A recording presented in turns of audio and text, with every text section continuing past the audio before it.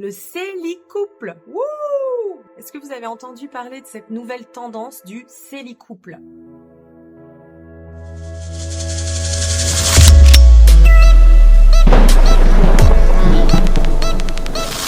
Alors apparemment, il y a plus de 2 millions de Français qui sont conquis par cette méthode, cette nouvelle manière de vivre, le célicouple.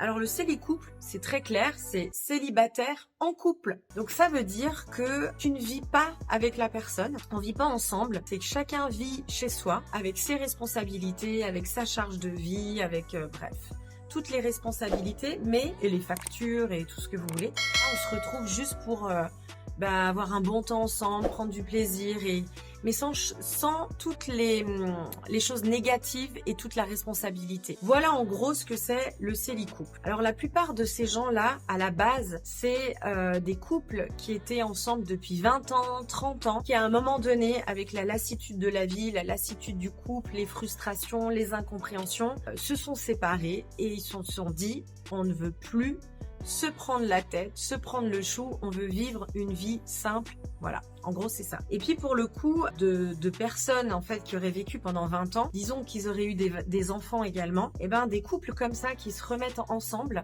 du coup ils ont des enfants grands, enfin bref, c'est assez complexe de vivre dans une famille recomposée. La dernière fois j'étais à Paris et puis je me retrouve dans le train avec un jeune garçon de 15 ans et là on commence à discuter tous les deux. Et puis alors je lui dis ouais tu t'appelles comment et t'habites où et puis il me dit ouais j'habite à Rouen mais je viens à Paris chez ma grand-mère. Puis je dis alors t'as combien de frères et sœurs? Et là il me dit oh là là c'est hyper compliqué. Et puis là il me raconte en fait on est 7 mais du côté de ma mère on est 4, du côté de mon père on est 3.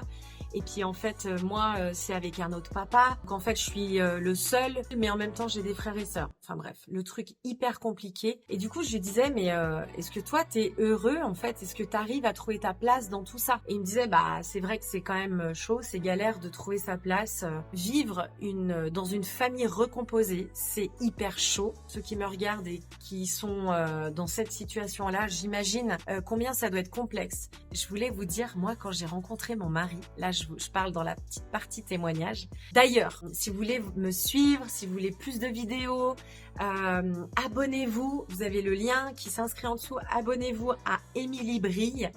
Vous pouvez m'écrire des commentaires, ça va aussi beaucoup m'aider. Et puis vous pouvez même m'envoyer des thèmes, des sujets qui vous tiennent à cœur. Mon objectif, c'est de pouvoir créer une communauté avec vous. N'oubliez pas de vous abonner. Quand j'ai rencontré mon mari, j'avais aucune notion de ce qu'était un couple, mis à part le modèle que j'avais des écrans à la télé. Et oui, moi mes modèles c'est ce que je voyais à la télé. Donc quand je regardais des séries, il y avait toutes ces séries où des séries d'ados quoi. Je t'aime pas, j'ai un souci avec toi. Mais au final j'aime l'autre. Moi j'avais la conception de l'amour, c'est le coup de foudre. Et puis quand t'as plus le coup de foudre, quand t'aimes plus, tu passes à un autre. Quand j'ai rencontré mon mari, du coup, j'avais pas une conception de famille, d'amour. Je savais pas comment on allait construire tout ça ensemble. La seule chose que je savais, c'est que j'avais eu un coup de foudre. J'aimais cet homme-là, mais je savais pas vraiment comment on allait vivre ensemble. Et en fait, ce qui s'est passé, c'est que quand on s'est mis ensemble, moi, je suis allée trop vite comme toujours. Et ce qui est bien, c'est que lui, vu qu'il avait reçu d'autres valeurs, je dirais des valeurs chrétiennes, des valeurs sur le sens de la famille, sur la fidélité, la responsabilité, c'est si je te choisis, c'est parce que tu es la femme de ma vie, je te choisis pas, on est ensemble puis on verra ce qui se passe, mais si je te choisis, si je te demande ta main, c'est pour le meilleur et pour le pire. Et donc moi je suis allée hyper vite là-dedans et en fait à un moment donné on s'est un peu comme séparés et il m'a dit mais écoute on va se séparer parce que ça va trop vite, mais on va essayer de réfléchir chacun de notre côté et réfléchir sur est-ce que vraiment on doit être ensemble. Il m'a dit parce que moi si je te choisis c'est pour la vie. Donc j'avais trouvé ça trop chou. Là c'est sérieux, je dois vraiment réfléchir, je peux pas faire n'importe quoi. Et quand on s'est remis ensemble, effectivement il m'a demandé en fiançailles. Et après les fiançailles, du coup on savait que dans l'année on allait se marier. Et quand on s'est marié, ça a été la cata. Pourquoi? On était tous les deux responsables, engagés dans la vie professionnelle, active, etc. Et en fait, le soir, quand il rentrait, moi j'avais ma manière de fonctionner, lui avait sa manière de fonctionner. Donc lui, il avait été éduqué d'une certaine manière, d'une façon, avec ses parents. Et moi, j'avais été éduquée d'une autre façon. Et donc, ce qui s'est passé, c'est quand on a commencé à vivre ensemble, on a commencé à rentrer dans une guerre de territoire. Aïe, aïe, aïe, aïe, aïe, aïe, aïe. Donc, en fait, moi, je me défendais sur ce que je croyais, sur mes croyances, sur, bah non, c'est plutôt comme ça qu'il faut vivre, je vois plutôt comme ça.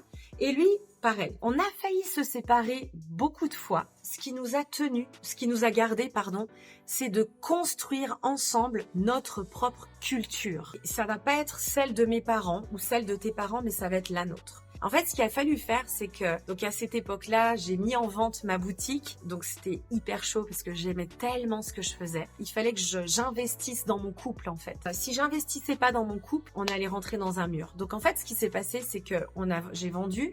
Lui, il a arrêté son job. C'est une magnifique expérience. Je vous invite les nouveaux couples, si vous le pouvez, à vivre une expérience comme ça. Peut-être pas aussi loin. Mais nous, on est partis vivre en Australie. On s'est séparés de tout ce qu'on connaissait de nos familles. On est parti très très loin, à l'autre bout du monde, pour pouvoir construire notre couple ensemble. Apprendre à être heureuse ou heureux déjà toi-même, sans être tout de suite avec quelqu'un. C'est très important cette phase-là. Et tu apprends déjà à être heureux toi-même. Et bien à un moment donné, quand tu as quelqu'un qui se présente à toi et tu sais que ça va être la bonne personne avec qui tu vas vouloir construire, tu auras appris à être heureux avant.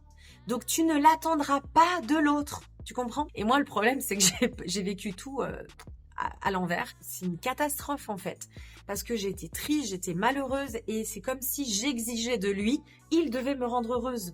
Et un jour, il me dit, mais Émilie, t'as pas compris, en fait. Émilie, en fait, tu dois apprendre à être heureuse déjà, toi. Mais ça veut pas dire couple, les amis. Non, non, non. À partir du moment où je rentre dans cette phase-là, j'apprends à être heureux, on partage notre bonheur ensemble, on construit une vision commune et on fait face ensemble à tous les défis. Donc le couple, je ne sais pas si c'est le meilleur chemin à suivre. Pour moi, le meilleur chemin à suivre, c'est ensemble, bâtir, construire ensemble et traverser les tempêtes ensemble. C'est comme ça qu'un couple va pouvoir vivre un amour pur, sain et fort et surtout à long terme. Voilà. À bientôt.